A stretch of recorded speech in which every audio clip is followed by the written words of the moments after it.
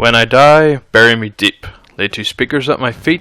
Put some headphones on my head and rock and roll me when I'm dead. I'm Darren Crooks and welcome to episode 3 of Shoot the Shit. That was a quote from the movie that inspired this podcast, Mandy, starring Nicolas Cage and directed by Panos Cosmatos. Don't know if I'm pronouncing that name right, probably not. Let's crack open a beer and get into this. So in this episode I'm going to be talking about Mandy, obviously, and a bunch of other films that I feel that are quite self-indulgent. Some good, some not good. Mandy is of the not so good kind. I've been looking forward to actually watching this film for a good while because I've heard of all the praise that's been getting. Apparently it got like a 4-minute standing ovation at Cannes, and that's like rare to come by, especially for like a horror film. But this movie's not even a horror film. And, like, I'd heard so many good things about it, but it just bored the shit out of me, like, in all honesty. The movie was so slow. It was unbelievable. Like, it actually, like, it starts with that there quote that I said at the start. And, yeah, like, for an hour you're sitting there watching nothing happen, pretty much. There's a lot of deep red lighting and shit. And he's obviously trying to be very, like, I don't know, cinematic and all. But it just looks crap. And the characters aren't interesting. You're waiting for Nick Cage to do something interesting. He's very dull and not really in the film for the first while. You get introduced to, like, the villains of the film within this time period, which is a religious cult group, and the leader of the cult group looks like a friggin' hairspray metal reject. Apparently the movie is also based in the 80s, so I guess that sort of makes sense. So yeah, so like the basic plot is that like the cult leader wants Mandy, which is Nick Cage's like wife or girlfriend, and they live like in this remote place. So they kidnap Mandy, kidnap Nick Cage as well, and the guy wants to, I'm not really sure what he wants to do with her, I'm pretty sure he wants to have sex with her or whatnot, but she ends up just laughing at his tiny dick, and then they burn her in a sleeping bag, and Nick Cage goes mental after being tied up with like barbed wire and stuff. But like all that happens, it takes near 75 minutes, and then the opening credits like start. It's not even the opening credits, like you get the title card, Mandy, 75 minutes into the film. Like, what was he thinking when he did this? This is clever, this is interesting. Like, it's really not. It was just kind of like, oh, is this when the movie's actually supposed to start? And that's what it kind of felt like whenever the Mandy title card came up. Things sort of looked like they were going to kick into gear and get really good. Unfortunately, they didn't. Nick Cage goes Nick Cage for a while, you know, gets mental and starts doing crazy shit. But like, I was expecting some like full-on like fight scenes and gore and all, and I didn't get any of it. Like the characters, there's like a biker gang in it. They're all hopped up and fucked up LSD, but they're really underused. And although they had a really cool look to them, that's all they sort of had going on for them, which was quite a bummer. Then he goes on to like kill the cult leaders and all, and it's just a load of fucking nonsensical shit. It really is. Like, I tried my hardest to pay attention to this film, but every so often the phone was coming up, and I was like looking at other people's reviews and all, and some people were saying how magnificent and groundbreaking this film is. It's really not. Like, everything you see in this film has been done before and done better. It really has. I honestly don't understand the praise that is given to this film. I just can't get behind it at all. I bought it one day, took it into CEX, and sold it the next day. Because I don't want it in my collection. There's no point in sitting there. It'll be a disc collector. It'll be one of those films people come past and ask me. Like the guy in CEX asked me, "What's Mandy like?" And I was like, honestly, it's crap. Like, I wouldn't waste your time with it. That film annoyed me so much to sort of want me to talk about other films that I find that are too up their own hole, self-indulgent. That brings me on to the next film, I guess, which was the first one that came to my mind when I was thinking of doing like a little list like this, was Only God Forgives, which was directed by Nicolas Winding Refn, if that's how you pronounce his name. Why do all these directors have weird fucking names? But he's the guy that directed Drive, which is a great film, and he also directed Bronson, which is a great film. But he's also the guy that made Valhalla Rising, which is a fucking shite film starring Mads Mikkelsen. And I remember because I got that DVD years ago because it said from the director of Bronson. I was expecting something along the same lines. Not what I got. I got a fucking 2-hour long movie where fuck all happens. Mads Mikkelsen stares at people for a while. I think that's about the extent of it. in mud. Yeah, like I was really looking forward to Only God Forgives because I really enjoyed Drive, and it is slow, and you can tell it is taking self-indulgent liberties within the film. It is very slow paced, but it was done in such a right way, I guess, that made it enjoyable to watch and made it sort of, it's not a film you watch all the time, but it's a film you will go out of your way to watch sometimes. Whereas Only God Forgives, I don't even know what the fuck happened in that film. I've watched it twice. Watched it once, me and my dad sat down and watched it, we're like, oh yeah, it's a dude director Bronson and Drive, this is going to be a good film. We actually, I think we were entirely quiet the entire way through the film, and only when it ended we're like, what the fuck was the point in that? Like, honestly, it was just so shit. And like, I was expecting some big fight at the end and all, because it's all about this here sort of like Ryan Gosling's character, and it's meant to be like a fighter and stuff, and he's going against this corrupt detective, I think, in Japan. Could be China, could be some other Asian thing. I don't mean to be racist, I just honestly can't remember where it is. And we got nothing. And the Ma in the film is such a fucking dick. It's unbelievable. Like, there's no likable characters, and it's just a slog to get through. I can't honestly understand how anybody would actually enjoy that film. So here's someone who's very, like, known to be self-indulgent. Lars von Trier. He's the guy who made Antichrist, Necrophiliac, Volume 1 and 2, which I'm pretty sure shows people, like, Antichrist, if anybody's seen it, it's fucked up. There's one shot that involves some lady parts and a pair of scissors, and that's a disturbing sight, believe me. If you haven't seen the film, don't watch it, it's not good. It's very boring. Willem Dafoe's in it, he does alright, but the rest of the film is shit. The opening credits are probably the best part of it. And then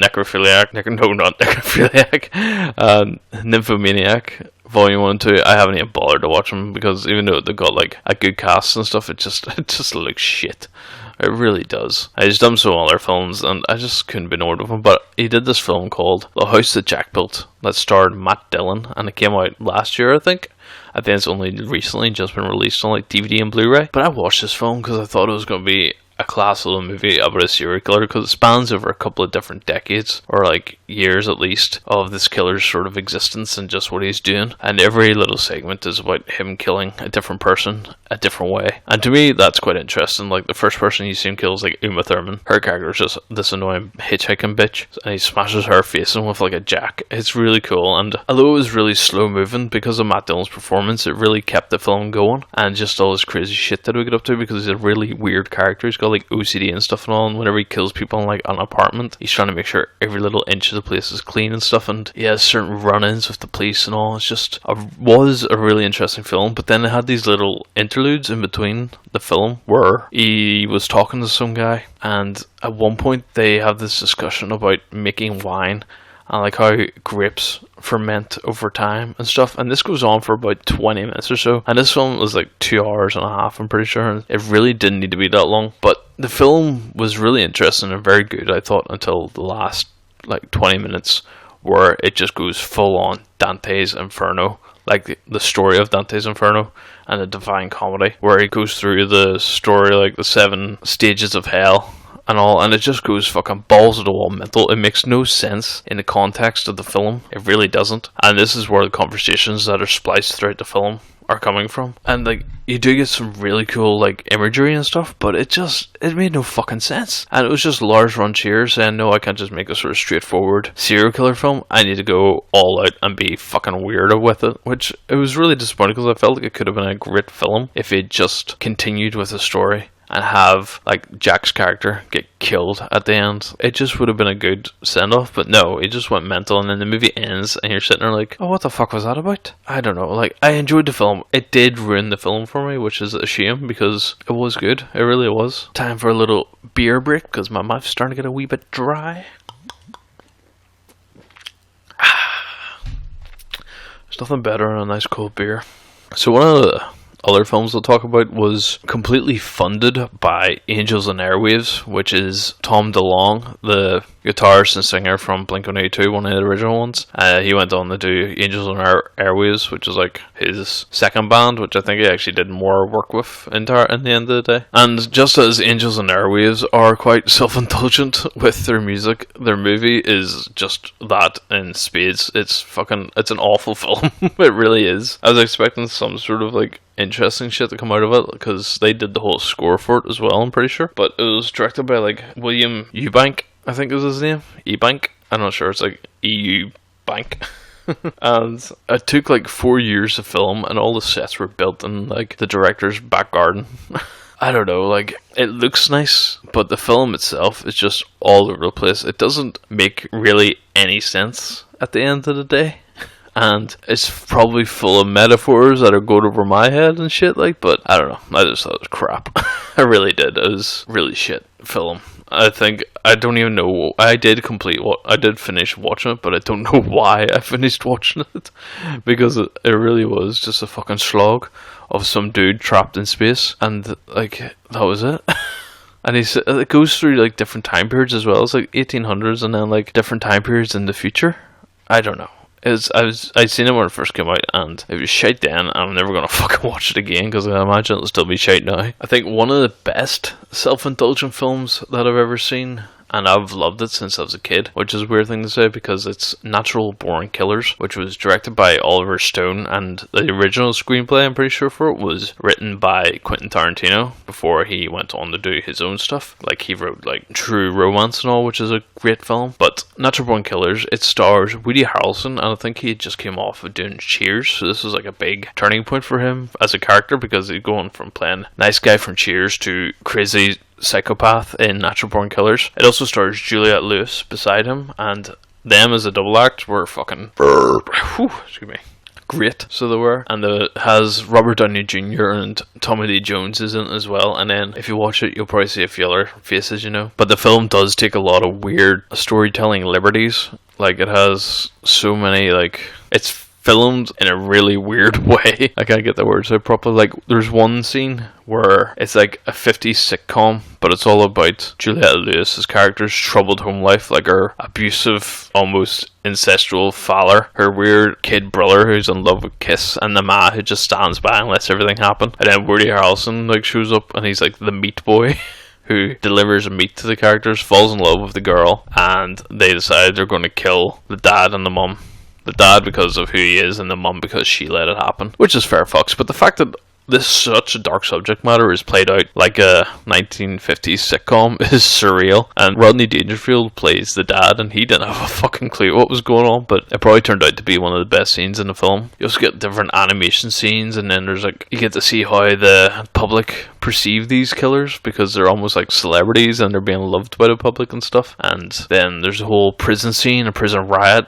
Robert Downey Jr.'s journalist character comes into it. It is just a great film, but it is completely fucked up and wild. Like, there's so many little metaphors whenever they're in the desert with snakes and shit, and they have like projected images over their bodies and stuff at times, saying different things and all. It's a film you need to watch, really. Like, me explaining it's going to do it no justice, because I'm not really good at explaining things in general. So it is self-indulgent, but it is really good. It's done right. Self-indulgence done right. I think Quentin Tarantino actually hated the film until he met Johnny Cash in an elevator, and Johnny Cash had told Tarantino that he loved his work and he loved Natural Born Killers. So I think that sort of gave Tarantino a new perspective on the film in a way. I think it was after Natural Born Killers came out that he was able then to go on to make Reservoir Dogs, so he don't think he wanted his name tied to a film such as that, which is weird, because if you watch Natural Born Killers, it looks like a film that Tarantino would be into, or would possibly even make himself. But on the subject of Tarantino,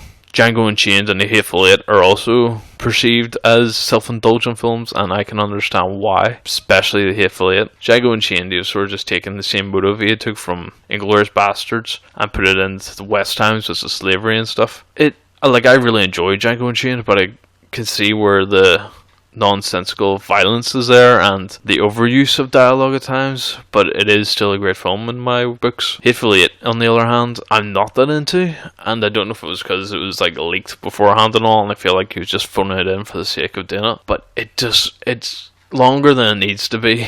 And although it is interesting at times, I felt like it just dragged on an awful lot, and the violence at the time was just, it was silly violence, it was stupid violence, like, and that's coming, like, yeah, I know, he's made fucking Kill Bill and stuff, like, but Kill Bill was like an homage to old school Japanese films, and that's where you can see why it is the way it is, but I don't know. Hateful Eight, I feel like I need to give it another chance, maybe, because whenever I first watched it, wasn't in the best terms, because I was like kind of ill and sort of kept phasing in and out of actually watching it properly. So I feel like I seen there's this new thing for the Hateful Eight on Netflix where like it's like a 4-part series and it's meant to be like a bit longer and have some more scenes added and all. So who knows? I might give that a go because then I could break it up and maybe watch it and enjoy it a bit better. So yeah, there's fucking hundreds of thousands of self-indulgent films out there, but that's all I'm going to talk about today because I'm starting to go on a bit, I guess. And yeah, I'm just gonna sit back, watch a movie I actually enjoy now, and drink my beer.